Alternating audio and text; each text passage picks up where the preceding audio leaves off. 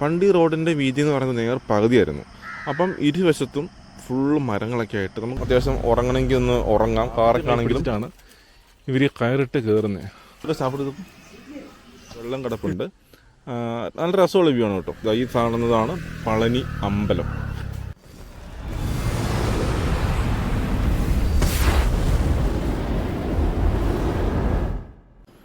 നമ്മളെ ചെറിയൊരു പാക്കിങ്ങാണ് കേട്ടോ. പാക്കിംഗ് എന്ന് പറഞ്ഞിട്ടുണ്ടെങ്കിൽ ഒന്നുമില്ല. നാളെ ഒരു യാത്രയുണ്ട് കൊടൈക്കനാലിലേക്ക്. അപ്പോൾ രാവിലെ വെളുപ്പിന് പോകണം. അത്യാവശ്യം വേണ്ട സാധനങ്ങളൊക്കെ എടുത്ത് വെച്ചേക്കാമെന്ന് വിചാരിച്ചു. ഇതാണ് നമ്മുടെ മെയിൻ സാഡിൽ ബാഗ് കേട്ടോ. ഞാൻ 2022 തോന്നുന്നു, 2021 2000 രൂപ താഴെ കൊടുത്ത് മേടിച്ച സാധനമാണ്. ഇപ്പോൾ 2 വർഷം കഴിഞ്ഞു എങ്കിലും വളരെ വൃത്തിക്ക് ഉപയോഗിക്കാൻ പറ്റുന്നുണ്ട്, കുഴപ്പമൊന്നുമില്ല. 2000 രൂപ താഴെയായിട്ടുള്ള സാധനത്തിന് 1800 അങ്ങനത്തെ റേറ്റ് ആയിരുന്നു. അത്യാവശ്യം ക്വാളിറ്റി ഉള്ള ഒരു സാധനം. നമുക്ക് ഭയങ്കരമായിട്ട് യൂസർ ഫ്രണ്ട്ലിയാണ്. കാരണം വെച്ചിട്ടുണ്ടെങ്കിൽ ഒന്നും ചെയ്യാനില്ല. ഈ ഒരു സ്ട്രാപ്പൊക്കെ വരുന്നതുകൊണ്ട് സാധനം ഫില്ല് ചെയ്യുക, വണ്ടിയിലേക്ക് എടുത്ത് വെച്ചേക്കുക. എടുത്ത് വെക്കുന്നവരെയൊക്കെ നാളെ കാണിച്ചു തരാം. 40 ലിറ്ററാന്ന് തോന്നുന്നു കപ്പാസിറ്റി. 40-50 ലിറ്റർ കപ്പാസിറ്റി നമുക്ക് കിട്ടും. പിന്നെ നാളെ നമുക്ക് കൊണ്ടുപോകാൻ വേണ്ട കാര്യങ്ങളൊന്നും കൊണ്ടുപോകുന്നില്ല, മെയിനായിട്ടൊന്നും കൊണ്ടുപോകുന്നില്ല. കൂട്ടുകാരൻ്റെ വീട്ടിലേക്കാണ് പോകുന്നത്. അപ്പം അവിടെ അത്യാവശ്യം കുക്കിങ്ങിനുള്ള സൗകര്യങ്ങളൊക്കെ അവിടെ തന്നെ ഉണ്ട്. അപ്പോൾ ഒന്നും എടുക്കുന്നില്ല. ഒരു ബാഗിനകത്ത് നമ്മൾ ജസ്റ്റ് ഒരു സ്ലീപ്പിംഗ് ബാഗ് ഉണ്ട്, ഇതങ്ങ് കയറ്റി ഫില്ല് ചെയ്യുന്നു. പിന്നെ അടുത്ത ഒരു സെക്ഷനകത്ത് ഡ്രസ്സും വളരെ കുറച്ച് മതി. കാരണം 2 ദിവസത്തെ കാര്യമുള്ളൂ. അതുകൊണ്ട് തന്നെ 2 ഷർട്ടും കാര്യങ്ങളൊക്കെ മതി.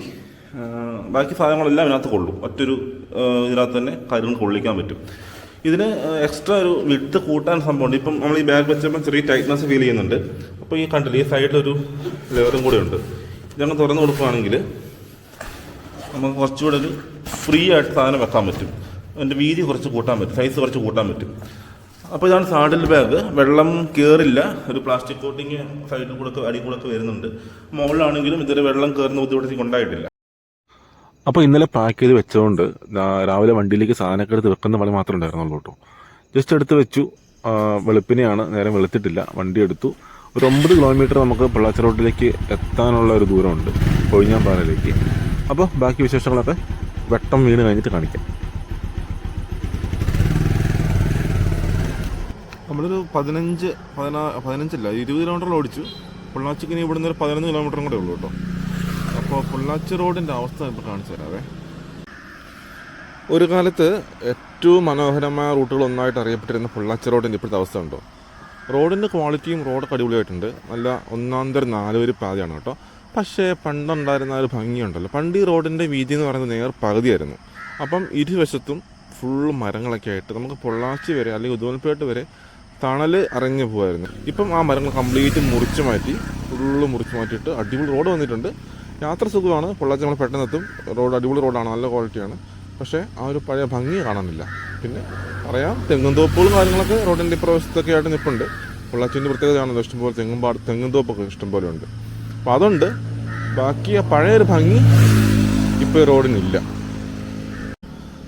അപ്പോൾ ഇതാണ് നമ്മുടെ സാഡിൽ ബാഗ് കെട്ടി വെച്ച് രാവിലെ ഇരുട്ടാരണം കാണാൻ വഴി ഉണ്ടായില്ല. അപ്പുറം ഇപ്പുറം ഇട്ട് ഇങ്ങനെ വെച്ചിട്ടുണ്ട്. അടിയിലൊരു കെട്ട് വരുന്നുണ്ട്, അതേപോലെ അപ്പുറ സൈഡിലും കെട്ട് വരുന്നുണ്ട്. പിന്നെ ഇതിൻ്റെ വിഡ്ത്തൊക്കെ എക്സ്പാൻഡ് ചെയ്യാൻ പറ്റും കേട്ടോ. ഈ ഒരു ഇന്നലെ കാണിച്ചായിരുന്നല്ലോ, ഇതുണ്ടോ, ഈ സംഭവം എക്സ്പാൻഡ് ചെയ്യാൻ പറ്റുന്ന സാധനമാണ്. പിന്നെ പൊള്ളാച്ചി പോയിട്ട് ഉദുമൽപേട്ടയ്ക്ക് നമുക്ക് പോകേണ്ടത്. അവിടുന്ന് പളനിയിൽ നിന്ന് തിരിഞ്ഞ് നമുക്ക് കൊടൈക്കനാലിലേക്ക് കയറണം.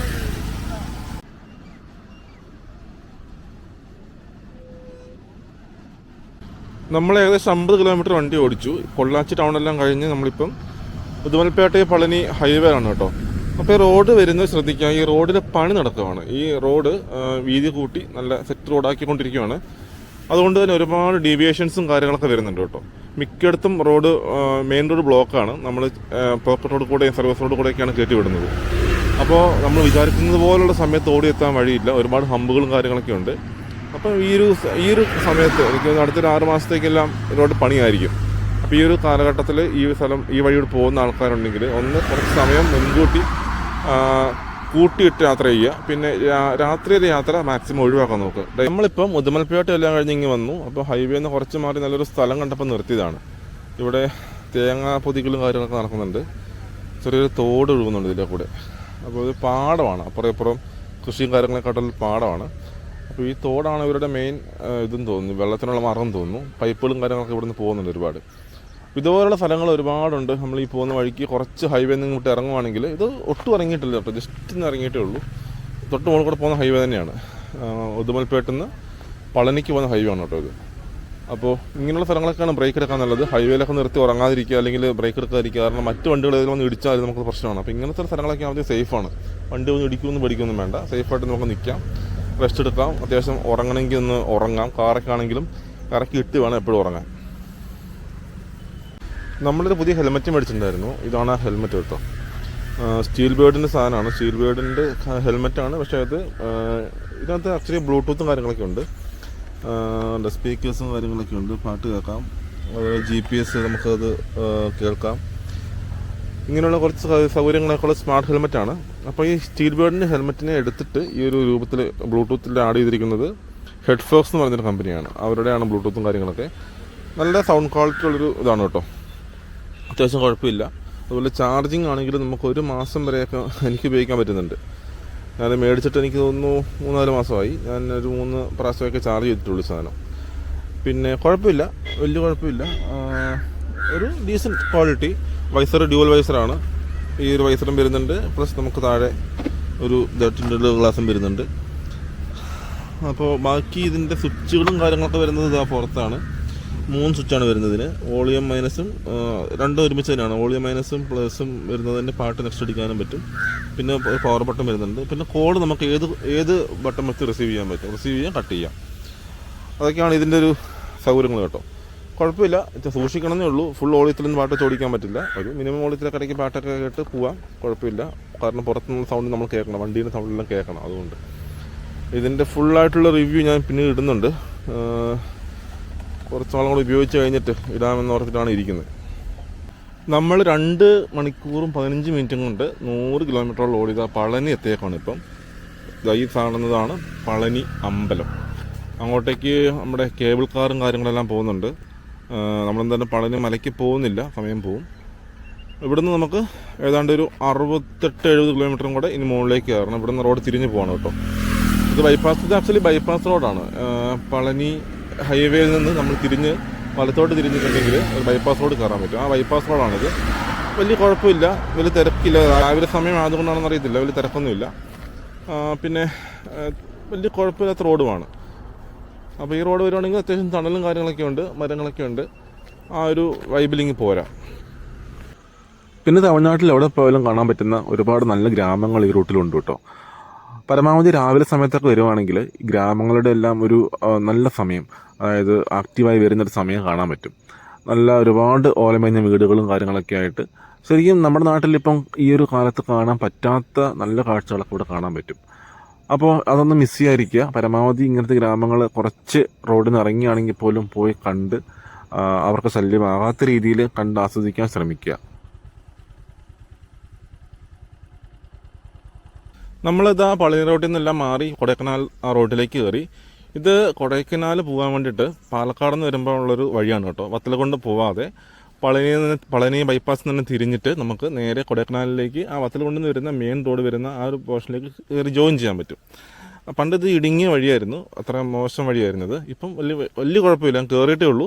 അപ്പം കയറിയപ്പോൾ നല്ലൊരു വ്യൂ ഇവിടെ നിന്ന് കിട്ടി, കണ്ടില്ലേ, നല്ലൊരു വ്യൂ കിട്ടി. അത്യാവശ്യം കുറച്ച് മലകളും കാര്യങ്ങളും താഴെ എനിക്ക് തോന്നുന്നു അത് ഡാമിൻ്റെ റിസർവോയർ മറ്റാന്ന് തോന്നുന്നു, വെള്ളം കിടപ്പുണ്ട്. നല്ല രസമുള്ള വ്യൂ ആണ് കേട്ടോ.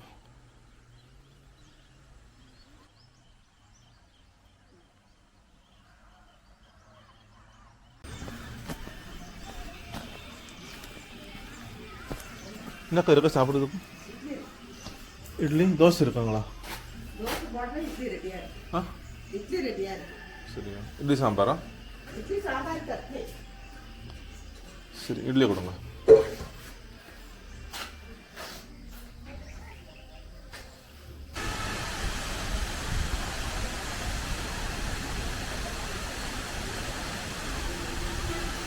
നമ്മളങ്ങനെ കൊടൈക്കനാലിലെത്തി. കൊടൈക്കനാലിൽ വന്നു കഴിഞ്ഞിട്ടുണ്ടെങ്കിൽ ഞാൻ സാധാരണഗതിയിൽ തിരക്കുള്ള ടൂറിസ്റ്റ് പ്ലേസ് ഒന്നും പോകാറില്ല. ഇതിപ്പോൾ നമ്മുടെ വിനിച്ചേട്ടനെ വിളിച്ചു. വിനിച്ചേട്ടൻ്റെ വീട്ടിൽ വിനിച്ചേട്ടൻ ഇല്ലായിരുന്നു. ആൾ ഇവിടെ യൂക്കാലിൻ്റെ പരിപാടിയാണല്ലോ. അപ്പം തോട്ടം ലീസിനെടുത്തിട്ട് അവർ ഈ ഇല വെട്ടി വാറ്റി തൈലമാക്കുന്ന പരിപാടിയാണ്. എന്നുവെച്ചാൽ ഈ ഇതിൻ്റെ പേരെന്നെ വില്ലേജിൻ്റെ പേരെന്നാ? പള്ളങ്കി എന്ന് പറഞ്ഞ വില്ലേജിൻ്റെ അടുത്ത് നമ്മളിപ്പോൾ ഉള്ളത്. ഇവിടെ ഒരു കോളേജിൻ്റെ പറമ്പാണിത്. എത്ര ഏക്കറുണ്ട് തോട്ടം ഇത്? 19 ഏക്കറുണ്ടല്ലേ? 19 ഏക്കറുള്ള തോട്ടമാണ് അവർ ലീസിന് എടുത്തിട്ട്. അത് യൂക്കാലി മരങ്ങൾ മാത്രം എടുത്തിട്ട് ഇതിൻ്റെ ഇല, ഈ ഇല വെട്ടുന്നതിന് എന്തെങ്കിലും രീതി വല്ലതും ഉണ്ടോ? മൂത്ത ഇല അങ്ങനെ എന്തെങ്കിലും ഉണ്ടോ? എങ്ങനെയത്? ഏത് സമയത്ത് അത് വെട്ടുന്നത്? എപ്പോൾ വേണമെങ്കിലും വെട്ടാം, വർഷത്തിൽ എപ്പോൾ വേണമെങ്കിലും വെട്ടാം അല്ലേ? അപ്പം മൂത്ത ഇല നോക്കി വെട്ടുക. വെട്ടിയിട്ട് ഇവിടുന്ന് നമ്മളിത് കമ്പെല്ലാം മാറ്റി ഇത് മാത്രമായിട്ട് മാറ്റിയെടുക്കുക ചെയ്യുന്നത് അല്ലേ? അപ്പം ഇത്രയും ഇല മാറ്റി എടുത്തിട്ടുണ്ടെങ്കിൽ എന്തോരം ഓയിൽ കിട്ടാൻ വഴിയുണ്ട്? അതെ, 350 കിലോ ഇലയും കൊണ്ട് 4.5 ലിറ്റർ. അപ്പോൾ 1 ലിറ്ററിന് റേറ്റ് എങ്ങനെ വരുന്നത്? ഓ, അങ്ങനെയാണല്ലേ? അപ്പോൾ അതുള്ളൂ. ഇത് അത്രയും ഇല ഉണ്ടെങ്കിലാണ് നമുക്ക് അത്രയും ലിറ്റർ സാധനം ഉണ്ടാക്കാൻ പറ്റുള്ളൂ. എത്ര ദിവസത്തെ പരിപാടിയാണ് മാറ്റുന്ന പരിപാടി?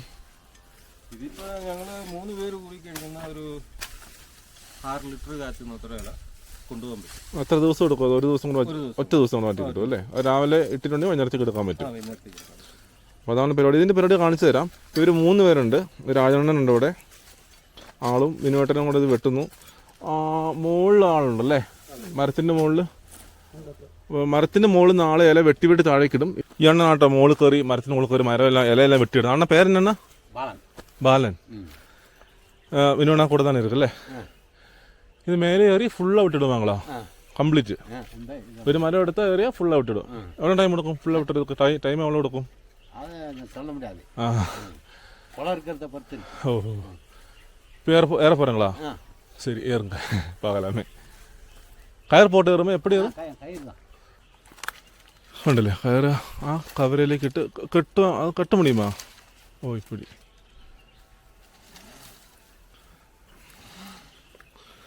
അത് ചുറ്റി താഴേക്ക് വലിച്ചിട്ട് റിസ്ക് തന്നെ ഇത്. ഹൈറ്റ് ரொம்ப ഹൈറ്റ് ആയിരിക്കും മരം. 60, 70 അടി 80 അടി വരും ഹൈറ്റ്. നോക്കി ഈ ഒരു മരത്തിൻ്റെ ഹൈറ്റ് കണ്ടില്ലേ? 80-70 അടി വരുന്ന ഹൈറ്റിലാണ് ഈ മരം ഉള്ളത്. തുഞ്ചത്ത് വരെ കയറണം കേട്ടോ. ഈ മരത്തിൻ്റെ അത്രയും ഹൈറ്റിൽ ഇവർ കയറിട്ടുണ്ടോ? വാക്കത്തിയായി വെച്ചിരിക്കുക.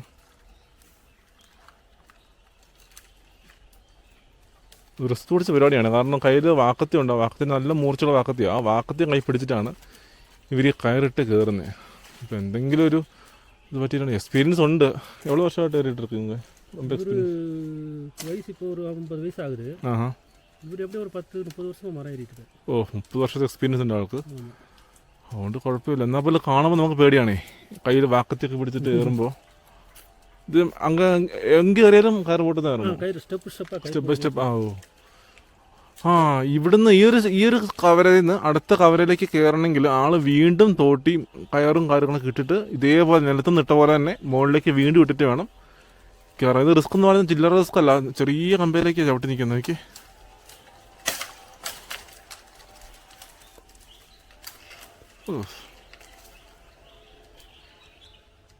ഈ ഒരു മരം കംപ്ലീറ്റ് ഇവർ വെട്ടും. ഏറ്റവും ടോപ്പിൽ വരെ വെട്ടും എന്നുള്ളതാണ്. തൊട്ടിപ്പുറത്തെ മരം കണ്ടില്ലേ? ഇതിങ്ങനെ വെട്ടി കംപ്ലീറ്റ് ആയിട്ട് വെട്ടി കഴിഞ്ഞ മരമാണിത്. അപ്പോൾ ആ ഹൈറ്റിൽ ഇവരെത്തും. ശരിക്കും റിസ്ക് കേട്ടോ. ഒന്നാമത്തെ കാര്യം, ഇത് ഒരു അണ്ണീവനായിട്ട് കിടക്കുന്ന സ്ഥലമാണ്. അതിൻ്റെ കൂടെ ഇത്രയും ഹൈറ്റും കൂടെ ആകുമ്പോഴത്തേക്കും ഒരു കൂലി ഒരു ദിവസം 1500 രൂപ കൂലിയാണ്. പക്ഷെ 1500 രൂപ കൂലി അതൊന്നും അല്ല. ഈ റിസ്ക് വെച്ച് നോക്കുമ്പോൾ അതൊന്നും കൂലിയേ അല്ല. ഇതിപ്പോൾ വൈകുന്നേരം വരെ ഇവരിങ്ങനെ വെട്ടും. വൈകുന്നേരം ആകുമ്പോഴേക്കും ഏകദേശം ഒരു 6 ലിറ്ററിനുള്ള ഒരു ഇലയൊക്കെ ആയിട്ടുണ്ടാവും. അതെടുത്ത് വീട്ടിലേക്ക് പോകുന്നു, തൈലം ഉണ്ടാക്കുന്നു, വീണ്ടും നാളെ വരുന്നു. ഈ ഒരു ഏരിയ മൊത്തം വെട്ടി ഈ ഒരു ഇല താഴെ ഇറക്കാൻ വേണ്ടിയിട്ട് ഒരു 4 മാസം എടുക്കുമെന്നാണ് പറഞ്ഞു കേട്ടോ. ഒരുപാട് മരങ്ങളുണ്ട്. അപ്പോൾ ഇപ്പം കണ്ടില്ല, റിസ്ക് കണ്ടില്ലേ? അതുപോലെ എല്ലാ മരത്തിലും കയറി ഇതിൻ്റെ ഇല പറിച്ച് ഇവർ തൈലമാക്കണം. അപ്പോൾ തൈലം വാങ്ങേണ്ട ആൾക്കാരുണ്ടെങ്കിൽ യൂക്കാലി ഇത് എതൊക്കെല്ലാം യൂസ് பண்ணுவாங்க തൈലം? തലവലി, കാച്ചൽ, എല്ലാത്തിനും യൂസ് பண்ணுவாங்களே. നമ്മൾ ഈ ബസ് സ്റ്റാൻഡിലെല്ലാം കണ്ടിട്ടില്ല ലഭിക്കുന്നത്. പക്ഷേ ഇത് ഒറിജിനൽ സാധനമാണ്. ഡയറക്റ്റായിട്ട് നമുക്ക് നമ്മുടെ മുമ്പിൽ തന്നെ വെട്ടി ഉണ്ടാക്കി കൺമുമ്പിൽ തന്നെ മേടിച്ചിട്ട് പോവാം. അപ്പം ധൈര്യമായിട്ട് മേടിച്ചോളൂ. കൊടൈക്കനാലൊക്കെ വരുന്ന മലയാളി സാധനങ്ങളൊക്കെ ഉണ്ടെങ്കിൽ ഈ ഒരു യൂക്കാലി ഓയിൽ വേണമെന്നുണ്ടെങ്കിൽ ഞാൻ മിനിച്ചേട്ടൻ്റെ നമ്പറും രാജാൻ്റെ നമ്പറും താഴെ കൊടുക്കാം. അത് വിളിച്ചാൽ മതി. ഏത് സമയത്തും തയ്യാറ് നിങ്ങൾക്ക് കിട്ടും, ഒറിജിനൽ സാധനം കിട്ടും. അതാണ്. അപ്പോൾ എന്തായാലും ബിനിച്ചേട്ടനെ പണി മുടക്കാൻ നിന്നില്ല. നമ്മൾ ബിനിച്ചേട്ടനെ കൂട്ടാതെ തന്നെ ഒരു കോമ്പിക്കാട് എന്ന് പറയുന്ന ഗ്രാമമുണ്ട്. ബിനിച്ചേട്ടൻ വഴിയൊക്കെ പറഞ്ഞ് തന്നിട്ടുണ്ട്. അപ്പോൾ അവിടെ നിന്ന് പള്ളങ്കിയിൽ നിന്ന് അത്യാവശ്യം ദൂരമുണ്ട്. കുറച്ച് ഹെയർ പിന്നും കാര്യങ്ങളൊക്കെ ഇറങ്ങി വേണം അങ്ങോട്ടേക്ക് പോകാൻ. ഒറ്റപ്പെട്ട് കിടക്കുന്ന ഗ്രാമമാണ്. അവിടെ ഒരു വെള്ളച്ചാട്ടവും കാര്യങ്ങളൊക്കെ ഉണ്ട്. അപ്പം എങ്ങനെയാണ് എന്താണെന്നൊന്നും അറിയില്ല, ചെന്ന് കഴിഞ്ഞിട്ട് കാണാം. അപ്പം അവിടുത്തെ കാര്യങ്ങളും അവിടുത്തെ കാഴ്ചകളും ഗ്രാമത്തിൻ്റെ വിശേഷങ്ങളും അതെല്ലാം നമുക്ക് അടുത്ത വീഡിയോയിൽ കാണാം. അപ്പോൾ വീഡിയോ ഒരുപാട് നീളമായി. എന്തെങ്കിലുമൊക്കെ അഭിപ്രായങ്ങളുണ്ടെങ്കിൽ, അതുപോലെ തന്നെ കൊടൈക്കനാലിൻ്റെ നമ്മൾ കാണാത്ത സ്ഥലങ്ങളൊക്കെ നിങ്ങൾക്ക് അറിയാമെങ്കിൽ കമൻറ്റ് ചെയ്യുക. അപ്പോൾ അടുത്ത വീഡിയോയിൽ അടുത്ത ദിവസം തന്നെ കാണാം. അതുവരെ എല്ലാവർക്കും ബൈ ബൈ.